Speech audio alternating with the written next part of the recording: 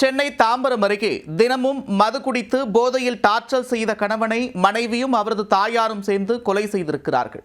அம்மிக்கல்லை தலையில் போட்டு கொலை செய்த சம்பவத்தில் நடந்தது என்ன? சென்னை தாம்பரம் அடுத்த மணிமங்கலம் காந்தி நகரை சேர்ந்தவர் தினகரன்.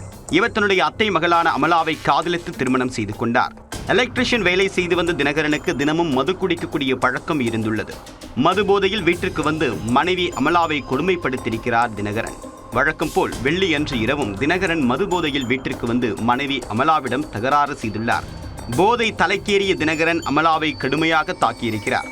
அப்போது வீட்டிலிருந்த மாமியார் விஜயா தினகரனை தடுக்க முயன்ற நிலையில் அவரையும் தாக்கியிருக்கிறார் தினகரன். இதனால் ஆத்திரமடைந்த மனைவி அமலா மற்றும் அவருடைய தாயார் விஜயா இருவரும் சேர்ந்து தினகரனை தாக்கி கீழே தள்ளி உள்ளனர். பிறகு வீட்டிலிருந்த அம்மிக்கல்லை எடுத்து தினகரனின் தலையில் போட்டுவிட்டனர். இதில் தலை உடைந்து ரத்தம் வெளியேறிய நிலையில் சம்பவ இடத்திலேயே அவர் உயிரிழந்து விட்டார். தகவல் அறிந்த மணிமங்கலம் போலீசார் தினகரனின் உடலை மீட்டு செங்கல்பட்டு அரசு மருத்துவமனைக்கு அனுப்பி வைத்தனர். மேலும் மனைவி அமலா, மாமியார் விஜயா ஆகியோரை கைது செய்து சிறையில் அடைத்துள்ளனர். காதலித்து திருமணம் செய்தவர்களின் வாழ்க்கை மது போதையில் சீரழிந்து விட்டது.